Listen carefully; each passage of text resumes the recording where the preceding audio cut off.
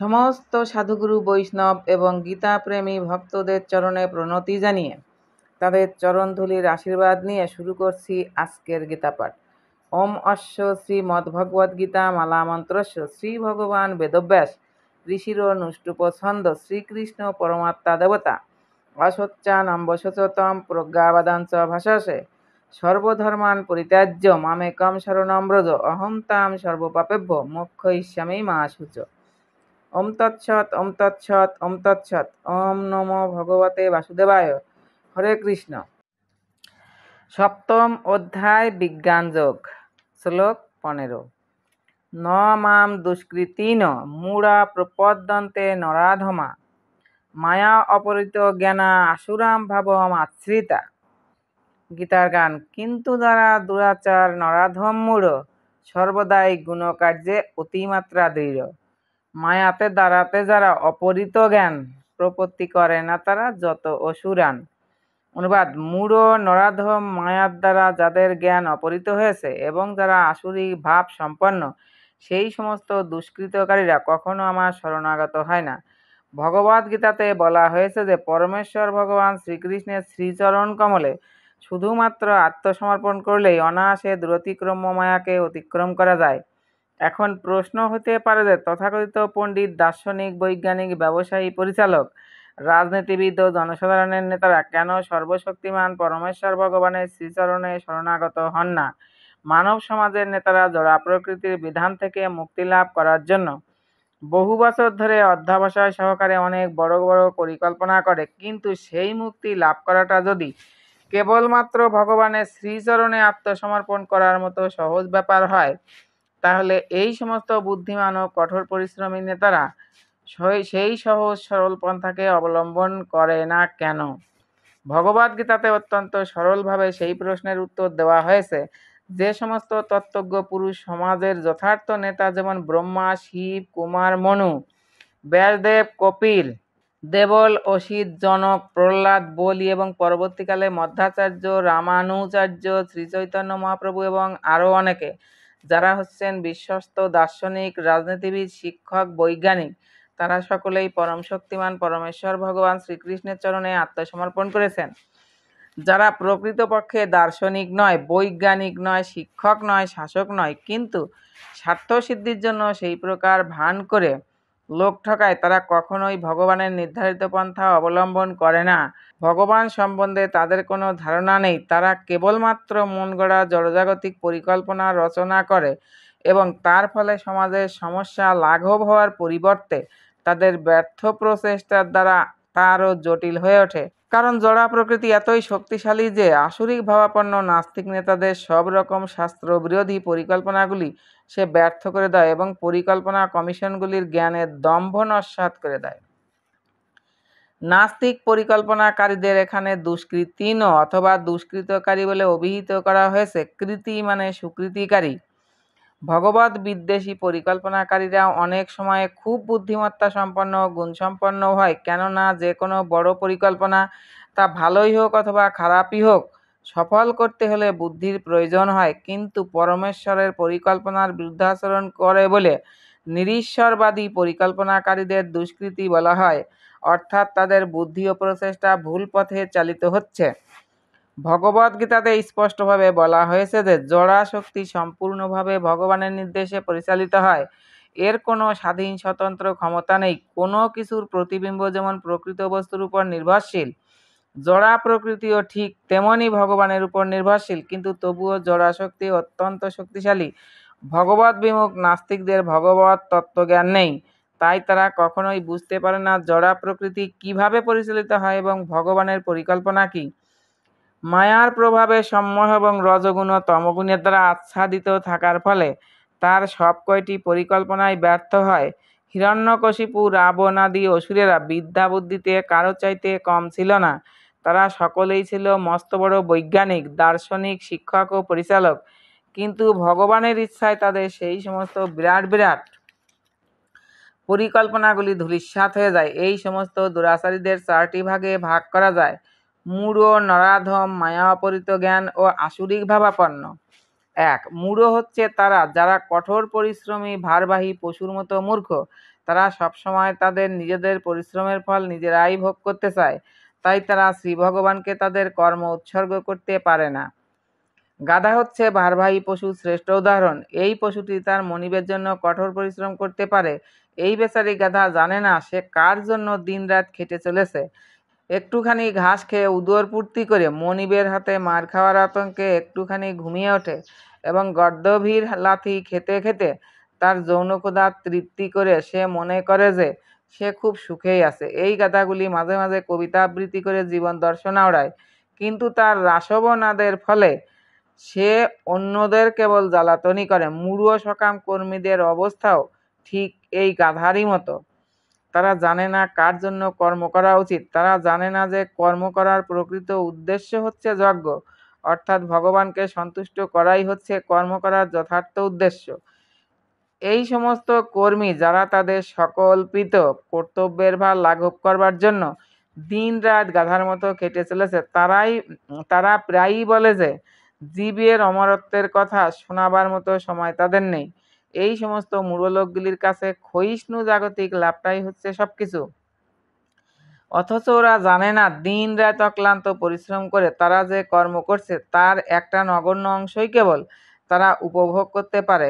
অনর্থক বিষয় লাভের জন্য তারা দিন রাত না ঘুমিয়ে গাধার মতো পরিশ্রম করে। মদাগ্নি আদি উদর পীড়ায় পীড়িত হয়ে একরকম অনাহারে থেকে তারা তাদের কল্পিত প্রভু সেবায় রত থাকে। তাদের যথার্থ প্রভুকে না জেনে তারা ধন দেবতার পরিচর্যা করে, তাদের অমূল্য সময় নষ্ট করে। দুর্ভাগ্যবশত তারা কখনোই সমস্ত পরম প্রভুর শরণাগত হয় না, অথবা তারা নির্ভরযোগ্য সূত্র থেকে তার কথা শ্রবণ করে না। বিষ্ঠাহারী শূকর কখনোই দুধ, ঘি, চিনির তৈরি মিঠাই খেতে চায় না, তেমনি মূঢ় কর্মীরা অস্থির পার্থিব জগতের ইন্দ্রিয় তৃপ্তিদায়ক কথাই কেবল শ্রবণ করে, কিন্তু যে শাশ্বত প্রাণশক্তি জড়জগৎকে চালনা করছে সেই অপ্রাকৃত শক্তির কথা শোনাবার বিন্দুমাত্র সময় পায় না। 2. অন্য শ্রেণীর দুরাচারীদের বলা হয় নরাধম, অর্থাৎ তারা হচ্ছে সবচাইতে নিকৃষ্ট স্তরের মানুষ। 84 লক্ষ যোনির মধ্যে 4 লক্ষ হচ্ছে মনুষ্য যোনি। এর মধ্যে অসংখ্য নিম্ন শ্রেণীর মানুষ আছে যারা সাধারণত অসভ্য।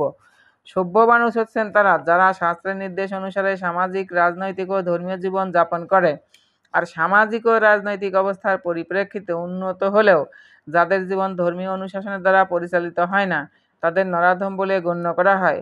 ভগবানকে বাদ দিয়ে কখনো কোনো ধর্ম হয় না, কারণ ধর্মের পথ অনুসরণ করার উদ্দেশ্য হচ্ছে পরম তত্ত্বকে জানা এবং তার সঙ্গে মানুষের নিত্য সম্পর্কের কথা অবগত হওয়া।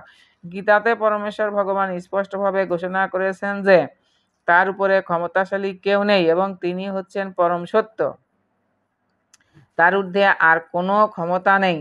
সভ্য মানব জীবনের উদ্দেশ্য হচ্ছে পরম সত্য বা সর্বশক্তিমান পরম পুরুষ ভগবান শ্রীকৃষ্ণের সঙ্গে মানুষের নিত্য সম্পর্কে লুপ্ত চেতনার পুনর্জাগরণ করা।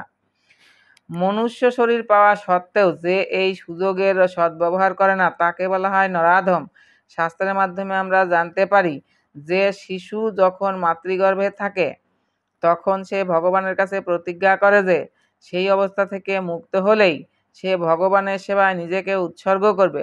বিপদে পড়লে ভগবানকে প্রার্থনা জানানো জীবের স্বাভাবিক প্রবৃত্তি, কারণ ভগবানের সঙ্গে তার নিত্য সম্বন্ধ রয়েছে। কিন্তু প্রসব হওয়ার পরেই শিশু তার জন্মযন্ত্রণার কথা ভুলে যায় এবং মায়ার প্রভাবে তার মুক্তিদাতাকেও ভুলে যায়। শিশুর অভিভাবকদের কর্তব্য হচ্ছে তাদের সন্তানদের সুপ্ত ভগবৎ প্রেমকে পুনর্জাগরিত করা।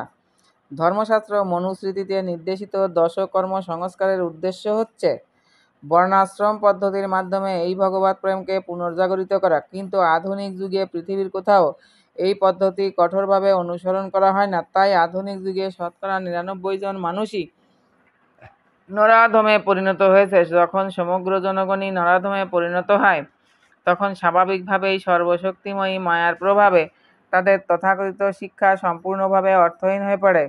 গীতার মানদণ্ড অনুসারে তিনি হচ্ছেন প্রকৃত পণ্ডিত, যিনি একজন বিদ্বান ব্রাহ্মণ, একটি কুকুর, একটি গরু, একটি হাতি ও একজন চণ্ডালকে সমদৃষ্টিতে দেখেন। এই হচ্ছে শুদ্ধ ভগবৎ ভক্তের দৃষ্টিভঙ্গি। পরমেশ্বর ভগবানের অবতার শ্রী নিত্যানন্দ প্রভু যথার্থ নরাধম জগাই ও মাধাই ভ্রাতৃদ্বয়কে উদ্ধার করেন এবং এভাবেই তিনি দেখিয়ে গেছেন যে প্রকৃত ভগবত ভক্তের করুণা কিভাবে সবচাইতে অধঃপতিত মানুষের উপরেও বর্ষিত হয়। তাই যে নরাধমকে ভগবান পর্যন্ত পরিত্যাগ করেছেন, ভগবত ভক্তের কৃপার প্রভাবে তার হৃদয়ে আবার পারমার্থিক কৃষ্ণ ভাবনার উন্মেষ হতে পারে। শ্রী চৈতন্য মহাপ্রভু ভাগবত ধর্ম অথবা ভগবত ভক্তদের কার্যপদ্ধতি প্রচার করে উপদেশ দিয়ে গেছেন যে শ্রদ্ধাবনত চিত্তে মানুষকে পরমেশ্বর ভগবানের বাণী শ্রবণ করতে হবে। ভগবানের দেওয়া এই উপদেশের সারমর্ম হচ্ছে ভগবদ গীতা। শ্রদ্ধাবনত চিত্তে ভগবানের দেওয়া উপদেশ শ্রবণ করার ফলে নরাধম উদ্ধার পেতে পারে, কিন্তু দুর্ভাগ্যবশত ভগবানের চরণে আত্মসমর্পণ করা তো দূরে থাকুক, এই সমস্ত নরাধমগুলি ভগবানের বাণী পর্যন্ত কানে শুনতে চায় না। এভাবেই নরাধমেরা সবসময় মানব জীবনের পরম কর্তব্যকে একেবারেই অবহেলা করে। ৩. পরবর্তী শ্রেণীর দুষ্কৃতকারীদের বলা হয় মায়া অপহৃত জ্ঞানা, অর্থাৎ মায়ার প্রভাবে যাদের পাণ্ডিত্যপূর্ণ জ্ঞান অপহৃত হয়েছে।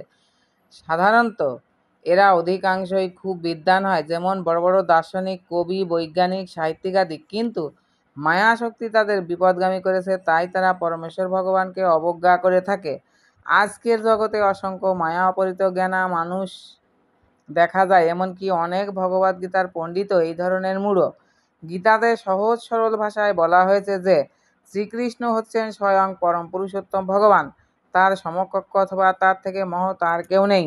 তাকে সমস্ত মানুষের আদিপিতা ব্রহ্মারও পিতারূপে বর্ণনা করা হয়েছে।